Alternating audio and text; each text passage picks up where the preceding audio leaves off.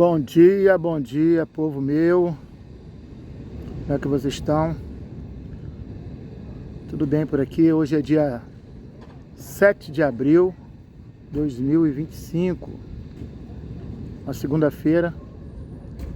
E desde já, de antemão, já desejo uma semana inteira de bênção para vocês, ok?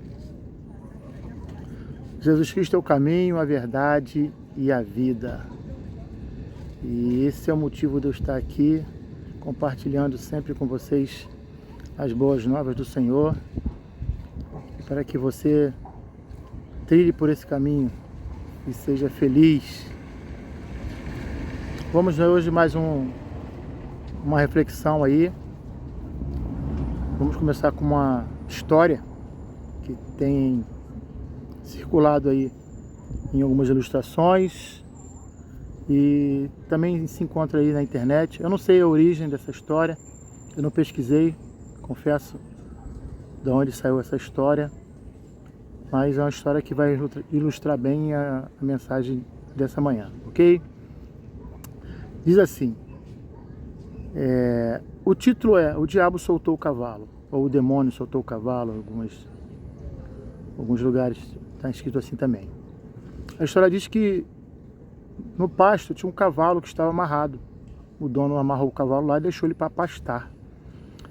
E o cavalo, ele tentava se soltar. Veio um demônio e soltou o cavalo. O cavalo correu as pastagens, entrou na fazenda vizinha e começou a comer toda a plantação. O dono daquela plantação, quando viu ali o prejuízo, todo o trabalho e todo os seus recursos que ele tinha colocado ali naquela plantação sendo destruído, ele, no impulso de raiva e ira, pegou um rifle e atirou no cavalo, e o cavalo morreu. Chegando a notícia ao dono do cavalo do que tinha acontecido, o dono do cavalo, irado, pegou uma espingarda, foi até a fazenda do vizinho tirar satisfações e acabou por matar o fazendeiro que tinha matado o cavalo dele.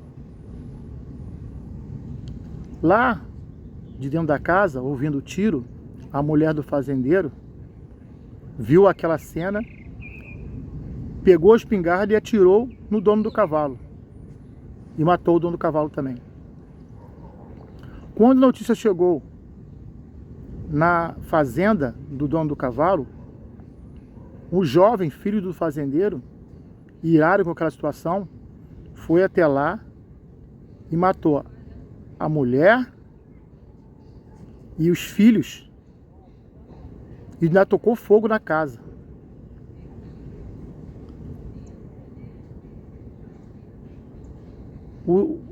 Os circunvizinhantes, né, os outros fazendeiros, vendo aquela tragédia, se iraram e se juntaram todos eles e deram fim também à vida do jovem e também queimaram a fazenda do jovem. Nessa hora, a história diz que o diabo apareceu, o demônio apareceu. E o pessoal indignado e vendo o que tinha acontecido e até o que eles foram participantes, que eles fizeram naquele momento de ira, pagando sangue com sangue, e perguntaram para o demônio: o que é que você fez? Atribuindo culpa ao demônio diretamente por aquilo. E o demônio respondeu: eu apenas soltei o cavalo. Essa é o início da nossa reflexão. Tem uma passagem que está em Marcos capítulo 7, versículo 21, que diz assim, que o mal procede do coração do homem, por isso que nós devemos guardar o nosso coração. Do coração do homem procedem os maus pensamentos, as imoralidades sexuais, os homicídios, os roubos e os adultérios. O que tiver que guardar, guarda o seu coração. Ou seja, o mal está dentro do coração do homem. E aquele demônio sabia disso. Então, de forma sutil, ele faz pequenas coisas, porque sabendo que o mal já está dentro do coração do homem, só basta que seja aflorado. Muitas vezes nós acusamos o diabo por muitas coisas, e acusamos com certeza, só que não com a propriedade. Porque às vezes a culpabilidade é do homem, mas por trás disso está o diabo. O homem por si só é mau, por isso nós precisamos da misericórdia do Senhor, por isso nós não conseguimos ser bom. Por isso Jesus disse: por que me chamas bom? Bom só tem um, é o Pai que está no céu. Olha a humildade de Jesus. Mas ele estava nos ensinando uma lição. Que nós, por mais que você venha a tentar se aperfeiçoar, nunca vamos ser bom, porque vê se não é assim. Às vezes do nada vem uns pensamentos ruins, às vezes você se ira com uma coisa e você tem um pensamento ruim, né, quanto a uma pessoa, essa pessoa podia morrer, né? Essa pessoa que me fez mal ou que me quer tanto mal, ela podia simplesmente desaparecer, ser riscada do mapa.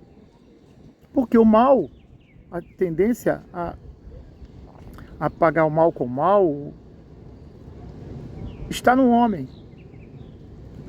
Lá no começo da história, você vai encontrar em Gênesis capítulo 3, né, a história de Caim, que fere o seu irmão e mata o seu irmão com inveja.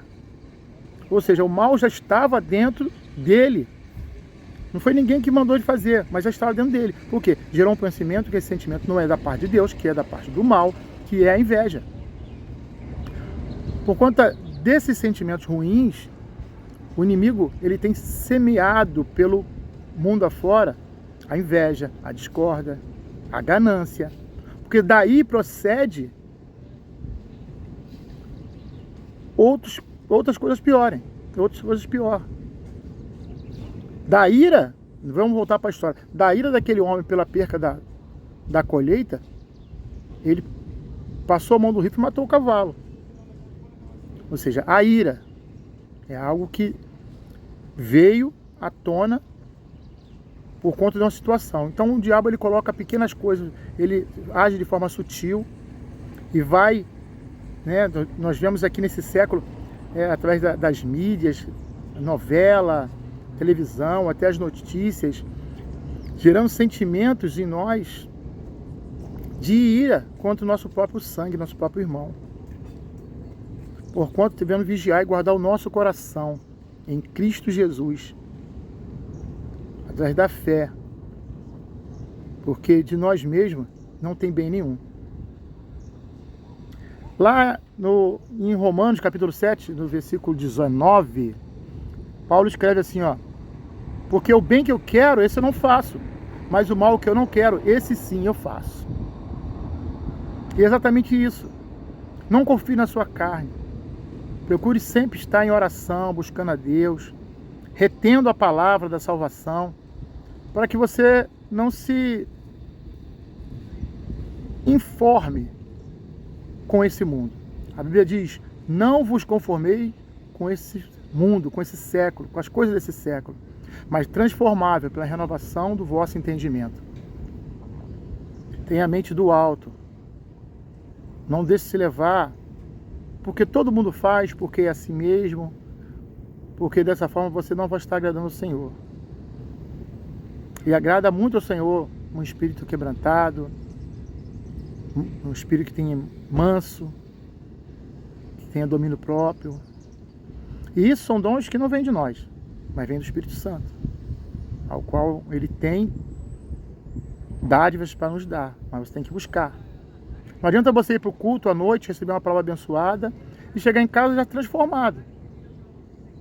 Dormiu, já acordou, cuspindo marimbondo. Esquece que amor próprio é muito bom, mas a Bíblia diz, não tem amor próprio, ele diz: amai o próximo como a si mesmo e amar a Deus sobre todas as coisas. Aí você, de manhã, você é egoísta, né? Você já só pensa em si mesmo, você não pode abrir mão de nada em prol do outro. É primeiro eu, segundo eu, terceiro eu. Está pecando. Você às vezes idolatra coisas ao qual você deveria estar idolatrando só a Deus. Adorando só a Deus. Mas você adora coisas e Deus é segundo plano. Sendo que a Bíblia diz que você tem que amar o Senhor sobre todas as coisas, porque todas as outras coisas serão acrescentadas. E isso é fato, isso é real. O Evangelho, ele mais que a palavra da salvação, é uma palavra de vida. É uma palavra de vida. É uma palavra viva. É uma palavra para o presente. Para ser colocada em prática, para que tudo te vá bem. Então, amados, essa é uma palavra que é para mim, que é para você, é uma palavra atual. Uma palavra breve, mas uma palavra que é uma reflexão profunda, principalmente nesses dias que são maus, onde nós estamos sendo bombardeados aí com coisas ruins, onde parece que não se tem mais esperança em nada, parece que o mal venceu. Ei, o mal nunca vence. Mesmo que o mundo inteiro seja mal, se o seu coração for puro, o mal não venceu você. Jesus disse: eu venci o mundo e vocês vão vencer também. O mundo, nós falamos, e às vezes as pessoas não entendem, porque na verdade nós estamos no mundo, e as pessoas, mas eles falam o mundo, eles estão aonde? Estão no outro planeta? Não, nós estamos no mundo. Mas o mundo que nós falamos aqui é um mundo espiritual, ok? No mundo como forma de pensar. Existem modos de ver e de agir. O modo mundano, você não tem regras, você não observa a palavra do Senhor, você não dá crédito à palavra do Senhor, você vive segundo as suas próprias forças, a sua própria opinião, quando a Bíblia diz, né? A força do seu braço. E tem dado certo assim até agora, e você de forma alguma pensa em dar crédito à palavra do Senhor. Porém, eu te digo, essa vida passa e passa rápido. O povo no passado, isso fica aqui para uma reflexão, tinha uma palavra que viria o Messias.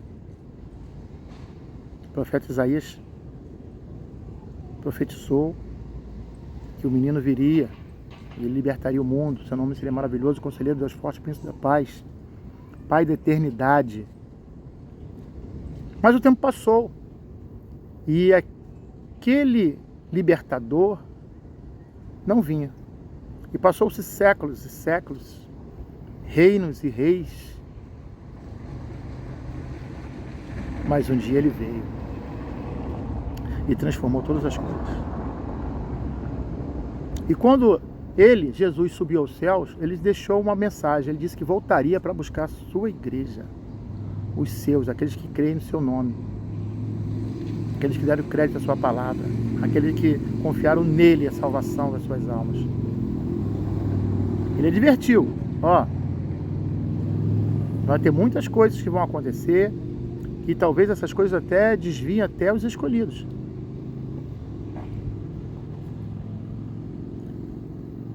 Mas ele prometeu, não foi o profeta, foi Jesus.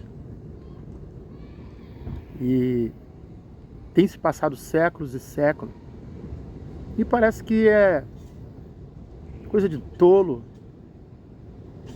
a fé em Jesus, a crença num Salvador que virá, num Deus Todo-Poderoso. Você acredita em tudo, menos no Evangelho, menos em Deus que é vivo, que faz, que transforma.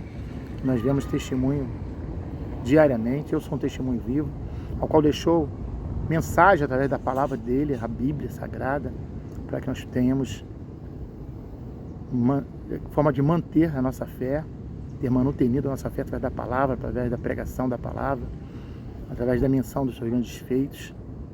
Está tudo lá, mas você prefere acreditar em qualquer coisa. Por quê? Porque ele não veio. A Bíblia diz que ele vai vir como ladrão, ou seja, de forma sorrateira, de forma como ninguém espera, como foi no passado. O povo já estava desesperançoso. Roma era o poder. Existiam os religiosos que faziam menção do Antigo Testamento, mas eles não esperavam. E Jesus veio da forma que veio, surpreendeu todo mundo.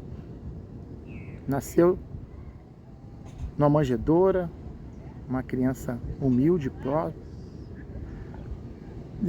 de forma bem pobre. Aí eles achavam que ia vir um rei, né? Alguém poderoso. Da mesma forma que você acha que é balela, que Jesus vai voltar, eu digo, ele vai voltar. Nós não sabemos quando, mas nós cremos, porque ele prometeu e vai buscar a sua igreja. Tantos estão mortos, tantos estão vivos. A Bíblia diz que primeiro vão ressuscitar os mortos. Aqueles que já morreram, todas essas almas aí vão ser chamadas à responsabilidade. E os vivos também, com certeza. A mensagem não é para... você morreu pregando e Jesus não veio. Não, glória a Deus. Quando ele vier, os mortos serão chamados de todas as gerações. Pensa nisso. Vai ser uma multidão bem grande, porque ele tem vida, né? Ele dá vida. E essa vida vai ser chamada a prestar contas daquilo que você fez aqui. É a oportunidade que nós temos. Eu preguei esses dias que cada dia é uma oportunidade, cada dia é uma flecha que você lança, cada dia é uma semente. Soma todos esses dias, essas semanas, esses meses, esses anos, um século, toda a sua vida. Soma tudo isso. Vai dar um bom tempo, né? Ou seja, é muita oportunidade. Porque eu já ouvi de um pregador uma vez, e eu já repliquei, eu vou falar novamente. Você pode até viver sem Jesus, querido. Mas dura coisa vai ser morrer sem Jesus. Porque depois da morte, segue-se o juízo. E tua oportunidade já passou. Pensa nisso hoje. Comece a mudar sua mente. Comece a buscar. Se você já crê em Senhor Jesus, então busque fazer a vontade dele.